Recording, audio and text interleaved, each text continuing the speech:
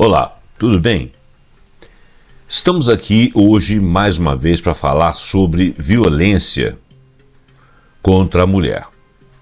Mas eu optei por fazer um programa um pouco mais voltado para a cultura, para a psicologia do homem, para a formação dessa psicologia, desse homem violento no Brasil, mas também em outros lugares. E achei um texto aqui. Achei vários textos, mas um me chamou mais atenção porque está mais dentro da característica que eu estava procurando. Ele é da agência patriciagalvão.org.br, Violência, Violências, Cultura e Raízes da Violência. Então o texto chama Cultura e Raízes da Violência contra as Mulheres. Não é exatamente a psicologia do homem, mas como essa psicologia do homem está ligada à sua cultura e às raízes mundiais, setoriais, em países, em etnias, em culturas específicas ou culturas dentro de outras culturas, eu achei interessante ver essa análise. Não é a última palavra, é apenas um dossiê, uma leitura que cabe uma apresentação, um reconhecimento e uma tentativa de prevenção. É um título, um texto bem construído, ele não é de hoje. As datas aqui são citadas em torno de 2015, 2017, 2018. Aqui não consta a data do texto, mas eu presumo que ele tenha sido feito no entorno de 2019, no máximo 2020, pelas citações que tenho acesso aqui. Porém, como ele é um texto, ele é um estudo e ele não é... Ele se torna atemporal por ele ser um estudo de características pregressas, né, características raízes das nossas sociedades, principalmente a sociedade brasileira. Não temos problema de datas com relação a isso. Eu gostaria, obviamente, que o dossiê tivesse a data, mas ele não tem. Então vamos passar a leitura do texto para que esse podcast, vídeo, não fique muito longo. Então nós começamos aqui com a apresentação. Não é a violência que cria cultura, mas é a cultura que define o que é violência. Ela é que vai aceitar violências em maior ou menor grau, a depender do ponto em que nós estamos, ou estejamos enquanto sociedade humana, do ponto de compreensão do que seja a prática violenta ou não. É muito interessante observar que algumas sociedades não veriam algumas práticas como violentas. Por quê? Porque às vezes elas não cabem na violência física, mas elas cabem em violência em outro sentido. Mas isso não é visto nessa sociedade. E quem fala isso é Luísa Bairros, doutor em Sociologia da Universidade de Michigan e ex-ministra da Secretaria de Políticas de Promoção da Igualdade Racial da Presidência da República. Eu creio que tenha sido do Lula ou da Dilma. Muito bem.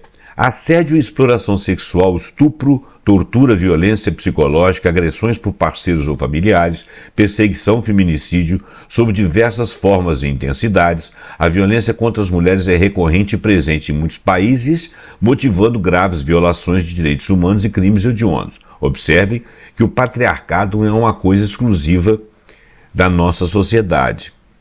Ele é algo mundial. Mas ele tem características diferentes em outros lugares. É inaceitável que 1 em cada 3 mulheres no mundo sofra violência em algum momento de suas vidas. Quem fala isso aqui é a Pumzile Mlambo, um nome difícil aqui, Nikuga, subsecretária-geral das Nações Unidas e diretora exclusiva da ONU Mulheres. Ela possivelmente não é mais essa subsecretária. A persistente das discriminações contra as mulheres revela a necessidade urgente de um profundo olhar sobre suas raízes, associada a um maior compromisso para coibir normas que fixam lugares rígidos para as mulheres e homens na sociedade e que agem como fortes barreiras para a efetivação de direitos. As desigualdades de gênero, então, estão ainda nas raízes de sofrimentos físicos e mentais, violação e morte que atingem bilhões de mulheres de todas as idades, raças, etnias, religiões e culturas. Esse fenômeno ele não é exclusivo do Brasil. Vê-se aqui pela forma como o dossiê pesquisou e concluiu, e isso nós já observamos, né? A gente não precisa, basta ter um pouquinho de cultura, leitura de jornal e visualização na internet. A violência contra as mulheres é mais presente do que se imagina aqui e em qualquer parte do planeta, não conhece barreiras geográficas, econômicas ou sociais e acontece cotidianamente, diz Jacira Mello, mestre em ciência da comunicação e diretora executiva do Instituto Patrícia Galvão, que é onde eu estou lendo esse dossiê. Reconhecimento. Todos os dias um grande número de mulheres, jovens e meninas são submetidas a alguma forma de violência no Brasil e no mundo. Aqui tem um cronômetro da violência contra as mulheres no Brasil, mas ele data de datas aqui de 2017. Por exemplo, um estupro a cada 11 minutos. Nós já estamos num estupro a cada 6 minutos. Uma mulher é assassinada a cada 2 horas. Sinceramente, não sei se ainda é esse patamar. 503 mulheres vítimas de agressão a cada hora. Também é possível que já seja mais. 5 espancamentos a cada 2 minutos. Bom, são temas, são valores que, maiores ou menores, caracterizam a violência. Ora bem, ainda que seja um estupro a cada 11 minutos, ou um estupro a cada 6 minutos, o fato é que a regularidade é impressionante. Violências sistêmicas contra as mulheres são a manifestação extrema de diversas desigualdades historicamente construídas que vigoram com pequenas variações nos campos social, político, cultural e econômico da maioria das sociedades e culturas. A violência contra as mulheres ainda acontece todos os dias em todos os países. Temos que entender as causas e saber o que fazer para eliminá-las. É isso que eu estou mais ou menos pesquisando. Então, esse aqui seria um dos textos que a gente iria ler. E mais para frente, se aparecer alguma coisa que dê uma característica um pouco mais ampla ou que especifique alguns detalhes importantes, a gente vai voltar ao tema, tá? Por que a preocupação de mexer com isso? Porque eu acho que a sociedade tem primeiro que saber, se esclarecer, evoluir.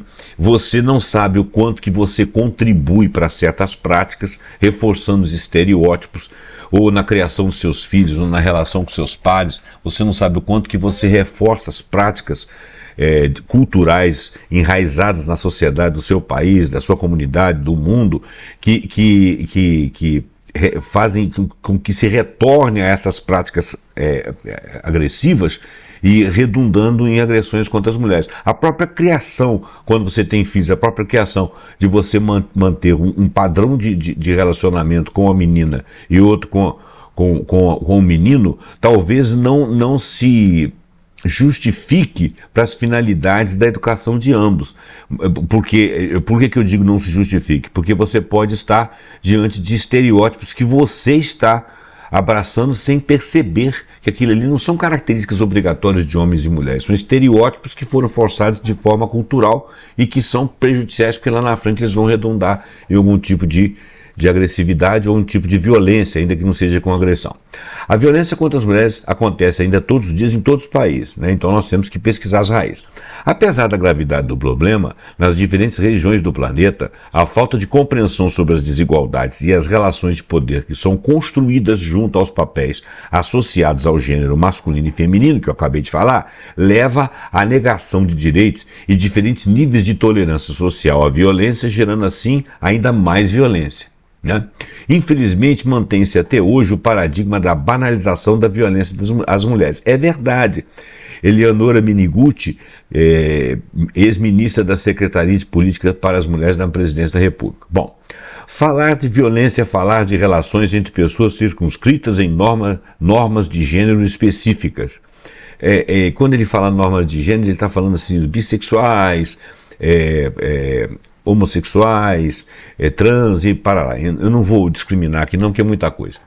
E é importante frisar também que as desigualdades socialmente estabelecidas para os comportamentos, entre aspas, femininos e entre aspas, masculinos, são articuladas com outros marcadores sociais na produção de desigualdades e violências. Eu comentei isso aí agora mesmo, ao dizer que quando você, uma família, por exemplo, educa alguém de acordo com comportamentos, ou melhor, estereótipos, você gera comportamentos específicos masculinos e femininos articulados com outros marcadores sociais.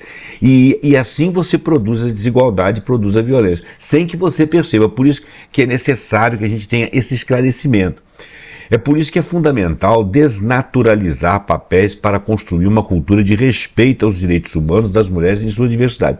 Eu diria que esse respeito é inclusive com relação ao próprio homem também, porque o homem muitas vezes é guindado a executar certos papéis que são desagradáveis para a intimidade, para a característica pessoal dele. E para alguns são agradáveis, mas são desnecessários, poderiam ser educados e feitos de outra forma, para serem respeitosos e manter a igualdade entre os gêneros. Então, por isso que eu acho que a gente tem que passar por uma educação de sentidos, uma capacidade de observação desses perfis, dessas construções erradas. As múltiplas formas de violência contra as mulheres estão baseadas ainda em sistemas de desigualdades que se retroalimentam, sobretudo em relação às questões de gênero, raça, etnia, classe, orientação sexual e identidade de gênero. Nós temos que falar sobre isso. Marai Larazi, diretora executiva do WINCAM, organização não governamental feminista negra, e da End Violence Against Women Coalition, que é a coalizão de combate à violência contra mulheres sediadas no Reino Unido. Então é uma frase dessa moça. Avanços e desafios no Brasil. No Brasil, o quadro não é menos preocupante, obviamente. A construção de comportamentos legitimados socialmente para homens e mulheres cria e perpetua espaços para que as violências aconteçam sempre que uma pessoa não se encaixa nos padrões esperados. Isso é muito preocupante. Já houve evoluções sobre isso dentro dos padrões. Mas com relação à questão da violência contra a mulher, e eu diria indiretamente quanto à própria maneira de ser psicológica e da posição do próprio homem, não houve uma evolução razoável. Por isso que tem que ser estudado, até porque se perpetua a violência não apenas nas agressões físicas, mas nos atos. Diferenças assim são transformadas em desigualdades e não em pluralidade. Vou ler de novo. No Brasil, o quadro não é menos preocupante. A construção de comportamentos legitimados socialmente para homens e mulheres cria e perpetua espaços para que as violências aconteçam sempre que uma pessoa não está encaixada nos padrões esperados dela. Diferenças assim são transformadas em desigualdades e não em pluralidade. Ou seja, a pluralidade seria aceita, a desigualdade é desaceita. Não aceita. A Maria Luísa Heilborn, do Instituto de Medicina Social da Universidade do Estado do Rio de Janeiro, tem um texto aqui, vamos ler. Há machos e fêmeas na espécie humana, mas a maneira de ser do homem e de ser mulher é realizada pela nossa cultura, não é realizada por ser propriamente o macho e a fêmea. A forma como o homem se realiza e a mulher se realiza é uma questão cultural. Homens e mulheres são produtos da realidade social e não apenas da realidade natural. É uma cultura é a cultura que humaniza a espécie, ou até a desumaniza, né? É a dimensão biológica da espécie humana, e a dimensão biológica da espécie humana é transformada pela necessidade de capacitação cultural essencial à sobrevivência. Tudo bem. Mas sabemos que existem masculinidades e feminilidades hegemônicas, que aparecem como se fossem produto da natureza, mas não são. No Brasil, por exemplo, entre jovens o acesso à masculinidade plena se dá através da iniciação sexual com uma mulher, para que ele seja reconhecido como um homem heterossexual e, portanto, participe dessa masculinidade hegemônica. Aqueles que agem de forma diferente não têm o comportamento esperado pelos outros, então assim ele é feminilizado e, portanto, diminuído. Para poder, ele está fora da masculinidade hegemônica, ou seja, aquela que é esperada dele. Há também o desenvolvimento de uma estrutura psíquica masculina, do ponto de vista cultural, não de indivíduos em particular, que está pouco preparada para receber a rejeição feminina. As meninas, por outro lado, são incitadas a se hipersexualizarem para chegarem a uma feminilidade hegemônica, e naturalmente que se espera delas que elas ajam assim, disse Maria Luísa Heilborn. Esses papéis rígidos concorrem não só para que a violência aconteça, mas também para que ela sempre aconteça, ou seja, perpetue-se, né? Nas diferentes formas de violência abordadas neste dossiê, é possível identificar que a discriminação com a condição feminina age para a manutenção da situação de violência, fazem com que muitas vezes a violência sequer seja reconhecida por quem a pratica ou por quem a sofre. porque ela foi desnaturalizada, ela foi banalizada. Há também,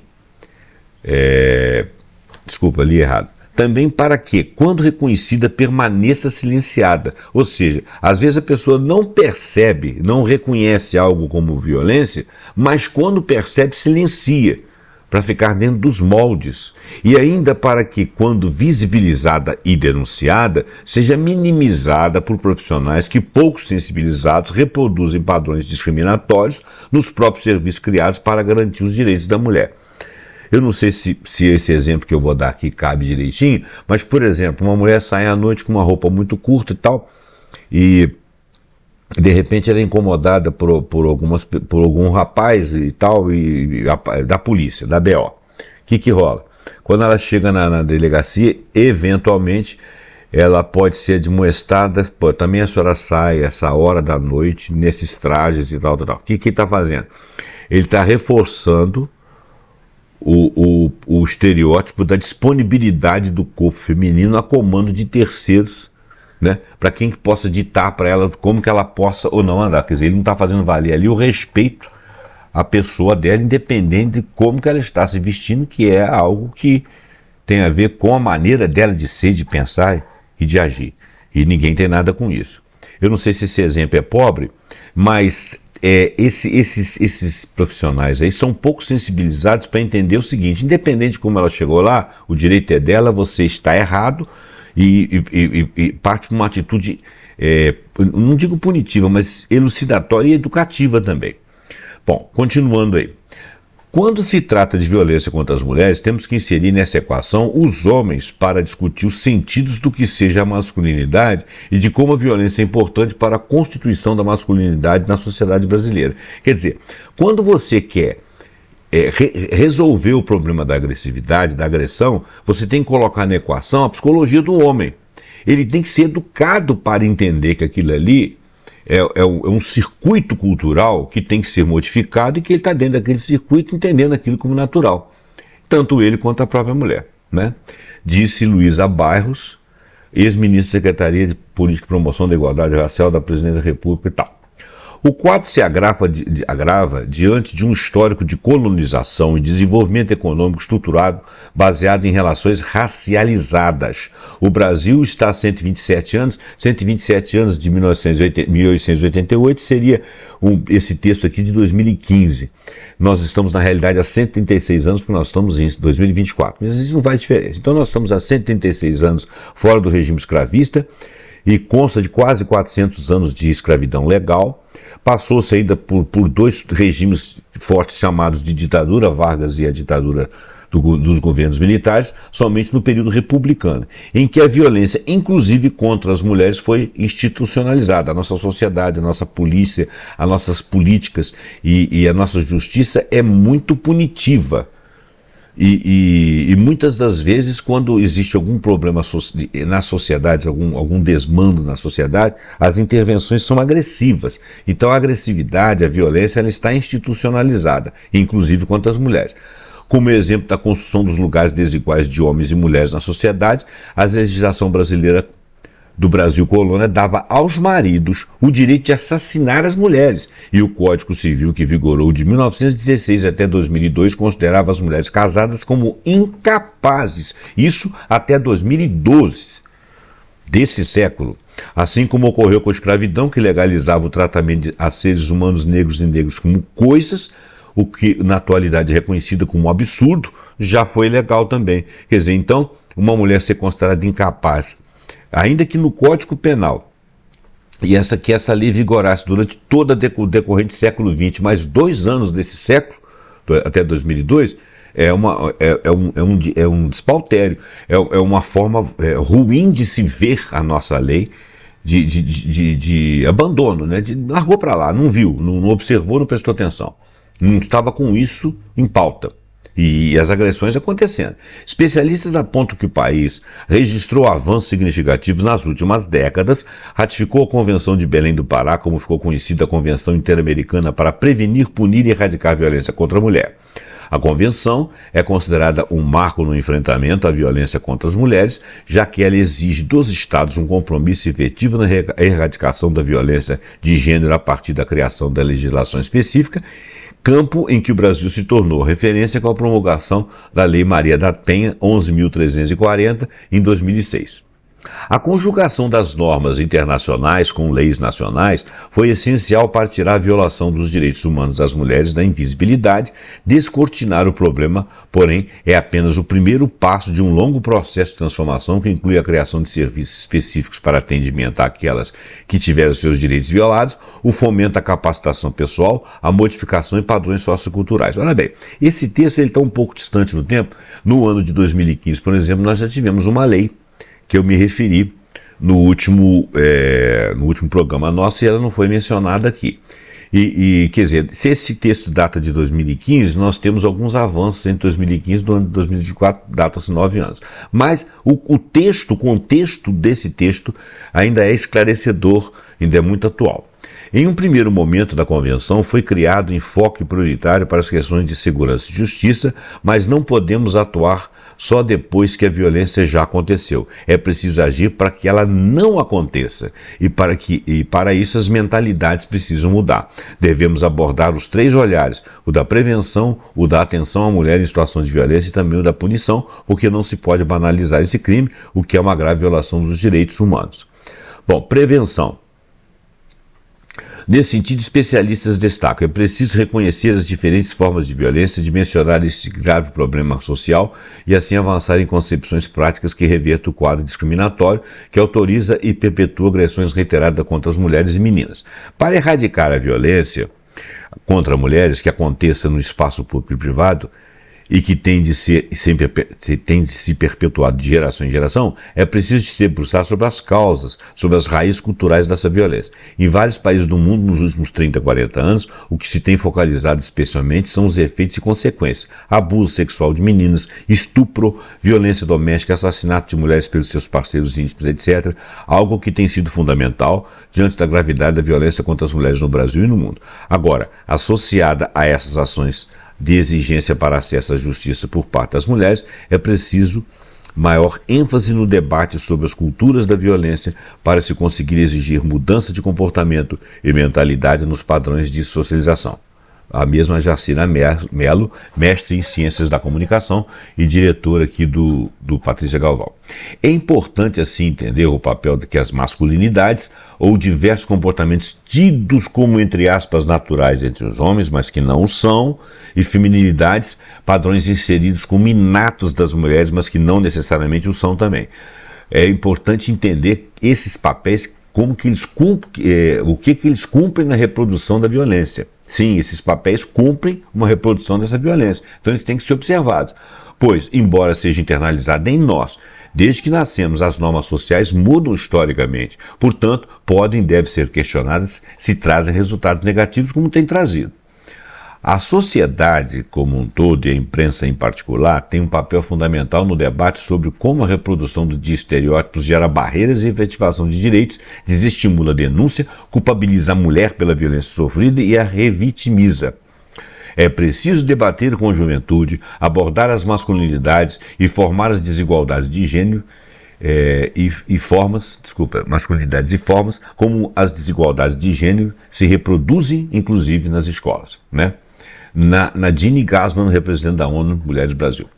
Entre outras ações para mudar esse quadro, especialistas enumeram a necessidade de envolver os homens na superação dessa cultura violenta, reconhecer e dar atenção para as formas institucionais das violências perpetradas pelo Estado, assegurar o protagonismo das mulheres por meio de políticas públicas de educação, autonomia econômica, financeira, equidade no trabalho doméstico e no trabalho remunerado, cobrar respostas do poder público e da iniciativa privada nesse sentido, assim como garantir o investimento na expansão com a qualidade da rede de atenção e enfrentamento à violência. Precisamos dar muita ênfase às medidas preventivas como a capacitação profissional, mas também com campanhas junto à sociedade, à mídia e todos os órgãos de poder judiciário e do sistema de segurança pública para aprofundar as reflexões do que significa violência contra as mulheres, estimular mudanças significativas em todas as dimensões. Maria Amélia de Almeida Teles, bacharel de Direito, coordenadora da União Mulheres São Paulo, do Programa de Promotoras Legais Populares. Bom, como eu disse para vocês, esse texto aqui, ele é uma primeira palavra, uma primeira observação, ele nem é tão atualizado em termos de legislação, porque parece que ele está situado entre 2015 e 2020, me parece que é 2015 mesmo, senão teria se referido à última lei aí de 2015, a lei do feminicídio, né? E, bom, o que eu quero dizer é que esse texto, como eu já vou reiterar, esse texto ele é apenas um texto que esclarece um pouco das nossas raízes, tem muito a ver da montagem, é preciso discutir. Eu vou tentar ver se consigo outros textos e outros estudos mais ligados à psicologia intrínseca mesmo, mas dá para ver que a nossa questão é uma questão cultural. Esse estudo é um estudo bastante, provavelmente um estudo muito amplo, né? E tem um outro texto que eu achei aqui também, mas esse é extremamente extenso. Ele fala das revistas da PUC de São Paulo. Ele fala do perfil de homens autores de violência contra as mulheres, revisão sistemática da literatura brasileira, de Letícia Maria Santana Pinheiro e Thaís Afonso Andrade. Eu teria que fazer um resumo, mas antes eu teria que ler esse texto para saber se ele realmente dá respostas ou se ele também está ainda no setor da pesquisa para chegar a algumas conclusões a respeito de textos, outros textos e outras incursões para se fazer a discussão de maneira focada, ou seja, qual é o perfil dos homens autores de violência contra as mulheres. E eu estou vendo aqui que ela está falando aqui sobre o perfil dos homens autores de violência contra as mulheres. Eles estimaram idade, escolaridade, situação de trabalho, abuso de álcool, outras drogas, violência na família de origem. A gente poderia problematizar isso aqui, como é que foi montada a cultura, como foi a colonização, qual o espaço geográfico que nós estamos trabalhando, qual a ideia, quais são o tipo de cultura que ele se desenvolveu mais para um lado, mais para a europeia, mais para o indígena, mais para... Quer dizer, teria que se verificar isso tudo aqui. Esse texto aqui parece que é um texto que pesquisa isso aí, mas ainda não é um texto de resposta. Bom, então fica prometido, quer dizer, prometido não vou fazer promessa não, mas fica aí mais ou menos estipulado que nós vamos tentar voltar esse texto para poder verificar melhor o perfil desse homem. Hoje nós já sabemos que os papéis sociais são esperados nos homens e das mulheres, reforçam a violência, então é uma questão cultural. Vamos tomar cuidado com isso aí, vamos ler, vamos nos interessar. Muito obrigado pela sua atenção, até o próximo programa pontuando com algum assunto que nós acharmos muito interessante. Até lá!